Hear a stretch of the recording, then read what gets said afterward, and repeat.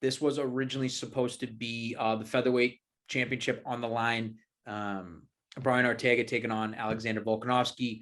Volkanovski had to pull out due to COVID-19. So in the co-main event slot, we had a fun one. Vicente Luque taking on Tyron Woodley.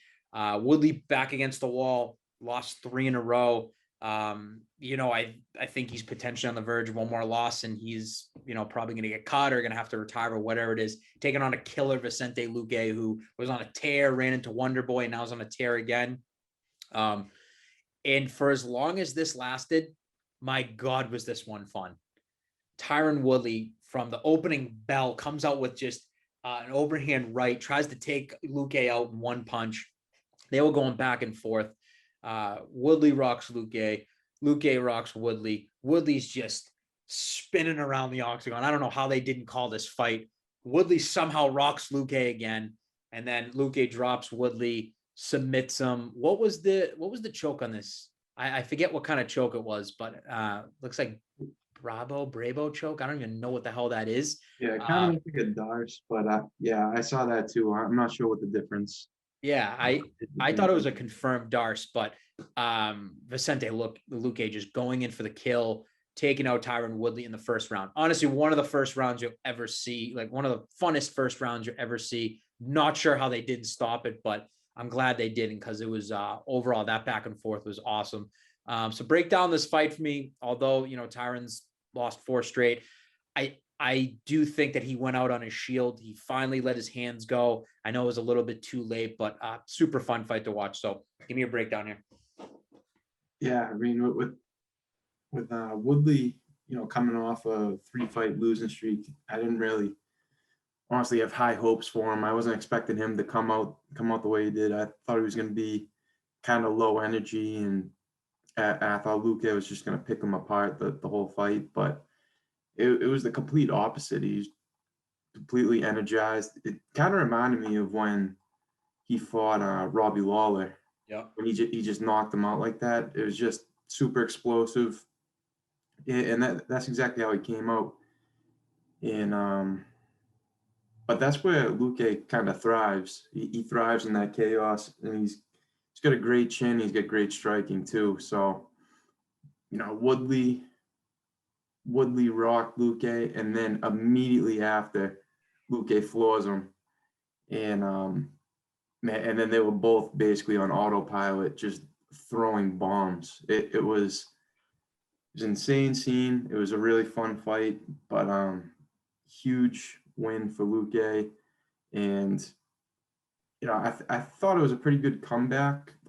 Even though he lost and whatever got finished, it showed a lot of promise in Woodley, that he's still excited to fight, still willing to fight, still willing to kind of dig down in those tough moments.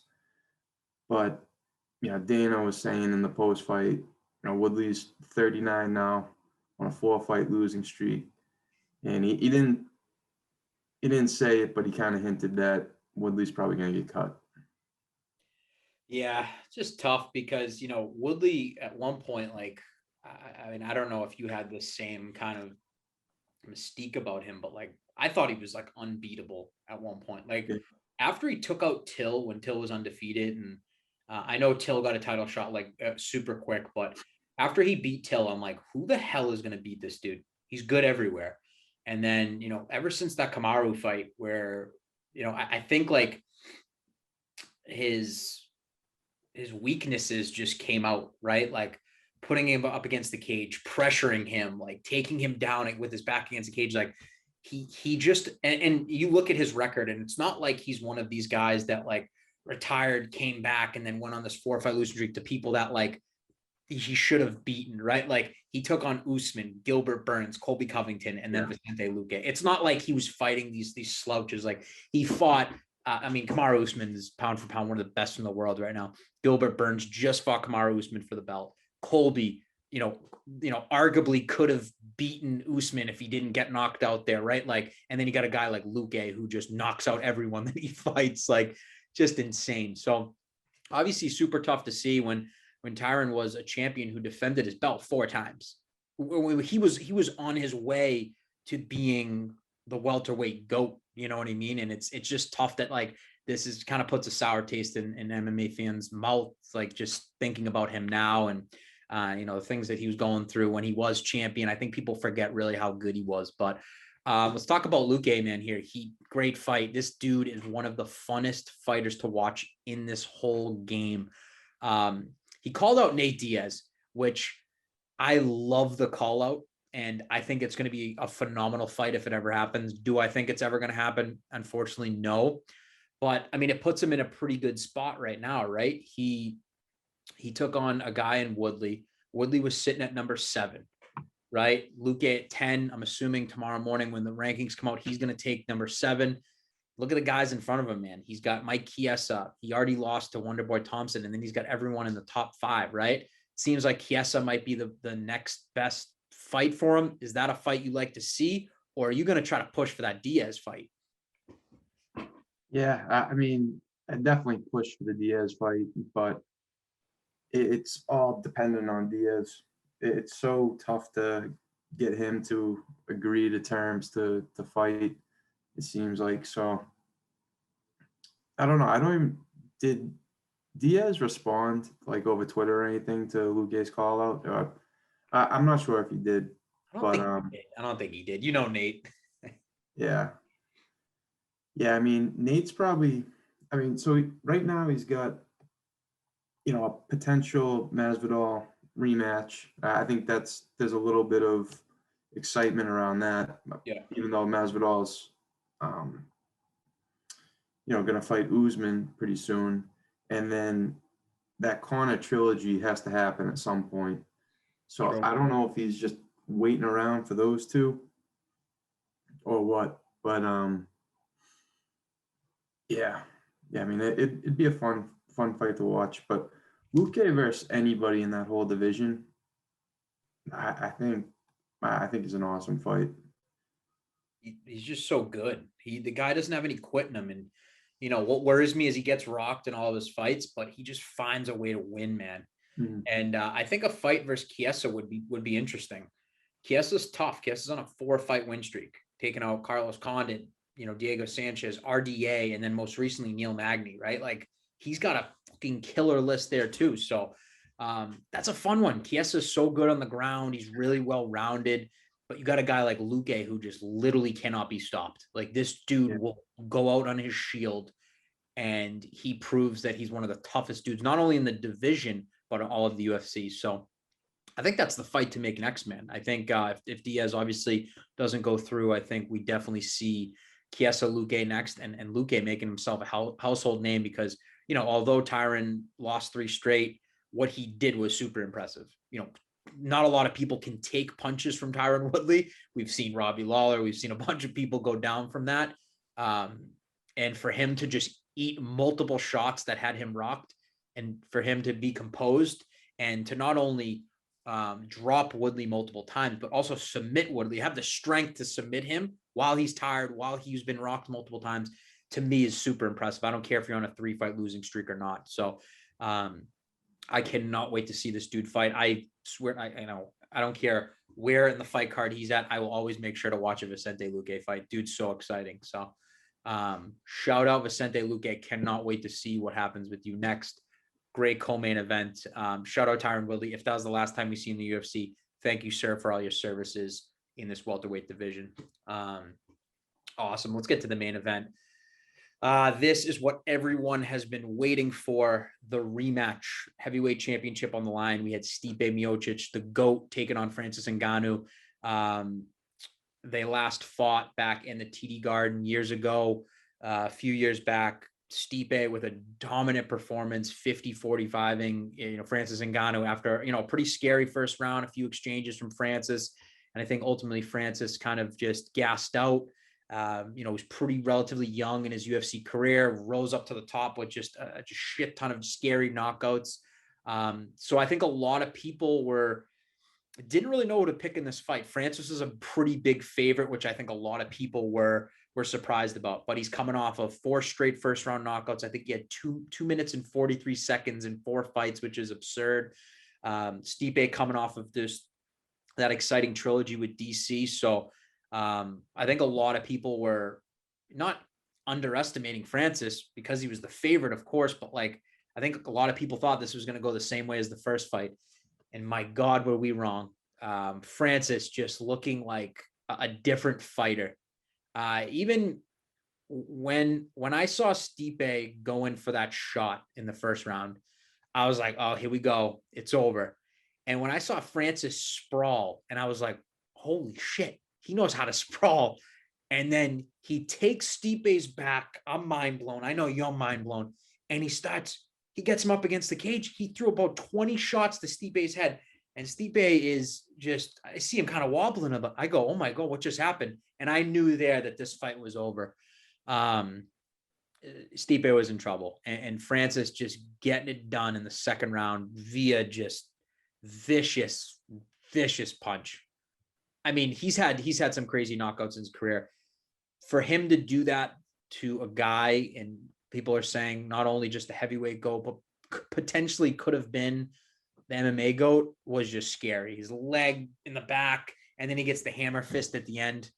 My God, Francis Ngannou looked patient.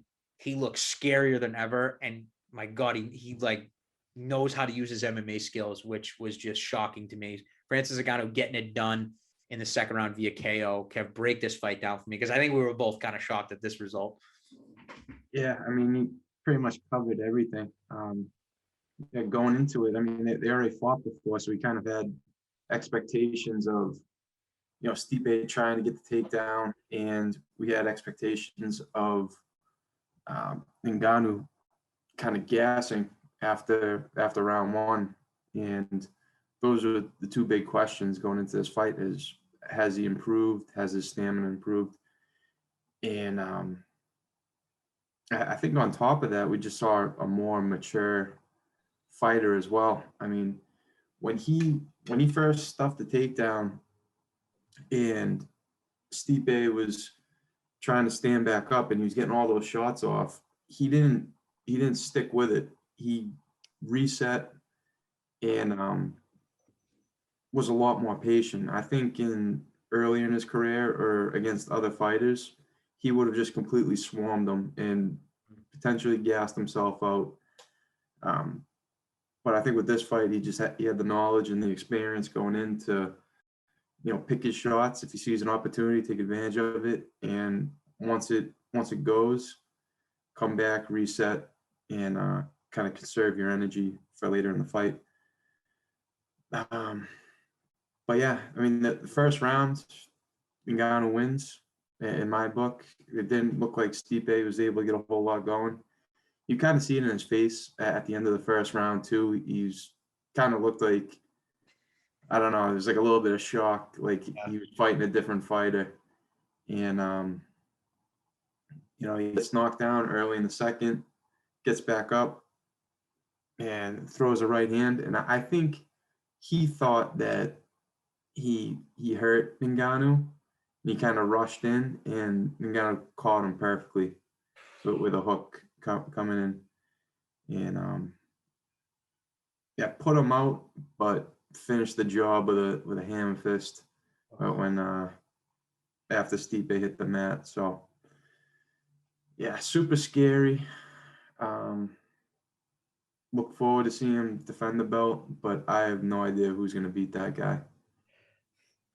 Were you surprised? And I think we talked about this on the last podcast, on how we just haven't seen enough evidence for us to be like, he's going to be able to defend a takedown. Like, were you surprised at that initial, when Stipe went in, that he couldn't take Francis down? Like, honestly, were you kind of just like, here we go, like, this is it? Like, I was utterly just shocked, because I remember even we were talking about it, we're like, Francis' mouth's already open. Like, I don't think he was gassing at all. Like, I don't know why his mouth was open and he was, mouth breathing a lot. But like, were you surprised at that initial like takedown, that he actually defended it, and defended it pretty well, and then took Stipe's back? Like, I couldn't believe it, to be honest. Yeah, I mean, the guy was just such a massive man. Like, trying to take him down in general without any takedown defense, I assume would take a whole lot of effort on Stipe's part, and then having him sprawl on top of him with an extra 30 pounds. Yeah, I mean, it was pretty surprising, but then again, it's the first round too, so they're both relatively fresh. Ngannou has the energy to defend the takedown. Who knows if he tried that again in round two, round three, if they were to make it that far, how that would have went. But yeah, I mean, and that's something we typically see in MMA fights. We don't see right off the bat takedowns. You know, when both fighters are fresh, it's really tough to get a takedown unless you're, like a Khabib or an Usman or something like that, or just the opportunity arises. You can't really force it in that first round. Yeah, I was just so shocked at like how, you know what I mean? I feel like even in the Rosenstrike fight, right? Like although it was just an amazing knockout that Francis had, like he was windmilling. It looked like there was no technique behind it. In this Stipe fight, man, like he just looked so technical. He looked patient. He looked light on his feet, and he didn't charge in for a finish. Like you said, Stipe was the one that actually charged in, and Francis countered, and it was just a beautiful finish. Like it was, you couldn't have asked for a better fight from Francis, and preparations and um, just the way he. It was a different fight from 2 years ago. And I know that's why rematches are just so incredible to watch. But this was just like a night and day type rematch. Like you don't see this kind of performance, especially at heavyweight against Stipe. Like Stipe just went all the rounds with DC, one of the best trilogies ever. And although DC landed just a fucking perfect punch on Stipe, what Francis did was more impressive. Picking him apart like that. Like DC had him in the clinch, just hit him right in the butt, and it was a perfect knockout. Francis actually picked apart Stipe. We saw Francis Ngannou throw a head kick at Stipe. Like I can't even believe a man that big can throw a head kick. So to me, perfect performance. And obviously, shout out Stipe. You're the GOAT. I don't think you lost any fans from this. You took on a monster. No one would sign to fight Francis Ngannou twice. That's why I also shout out Curtis Blades. He did the same thing, but he got knocked out twice. But this is pretty interesting next, because I think, what does everyone want to see next, right? Everyone wants to see that John Jones fight. John Jones was just tweeting out a storm all day yesterday, today, saying he wants to get paid, saying, release me. I don't know what the hell he was doing. I think that's obviously the logical next fight for Francis to defend his belt. I'm worried that Jones might price himself out of the fight. You got Derek Lewis sitting in there in the next potential spot. But are people overlooking a Stipe trilogy on this one? Or do you think like the way he was finished, the damage that he took, like I know he's probably going to be out for a while. Like, is that illogical at all? Or is because Francis really didn't take any damage in that fight, like he's got to get back in there in the next couple months, right? Like, what's the next best option? And do you think that Jones fight is going to happen this year? Because to me, I'm worried that he's going to price himself out. Yeah, from the way it sounds, with the way he's tweeting and stuff, it seems like he's just gonna make it too much of a hassle to make a fight. Yeah. And you know, I don't see Derek Lewis having any issues taking a Ngannou title fight. So I think if he gives the UFC too much trouble to try to make that fight happen, I don't think they're going to spend a whole lot of time on it. I think they'll go right to Derek Lewis and make that fight. And yeah, I mean that's another good one. I know it wasn't super exciting the first time around, but they're both different fighters at this point, and with a title on the line, I think it just adds a little bit more pressure for the two of them to perform. Yeah, and that's obviously everyone. I know everyone doesn't want to see that fight again, but realistically, people do. Derek Lewis has been on an absolute tear. Francis Ngannou just took out the GOAT. I would love to see that fight again. Going back to Jones, I know a lot of people are saying Jones is scared, whatever. Obviously, John Jones is one of the greatest of all time. I don't think he's scared of Francis Ngannou. I just think he wants to make a fuck ton of money in this fight. It's a super fight. I 100% side with him. Um, it just goes to show. I think there was some boxing match on Saturday I think I read this stat. It was John Jones has made about like 7 million his whole UFC career. The dude, Dylan White, I think he was a boxer from the UK, or I don't even know who he is. He made 7 million just on Saturday night.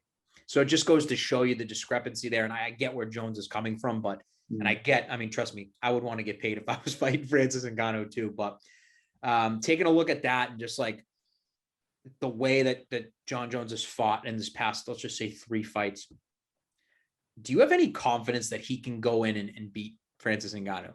And I know like it's crazy how people are saying like Francis is going to destroy him, all this stuff, but like we're talking about John Jones, the man that doesn't have any losses on his record, right? He has that one, it was a DQ. Well, John Jones is an undefeated fighter, let's just say.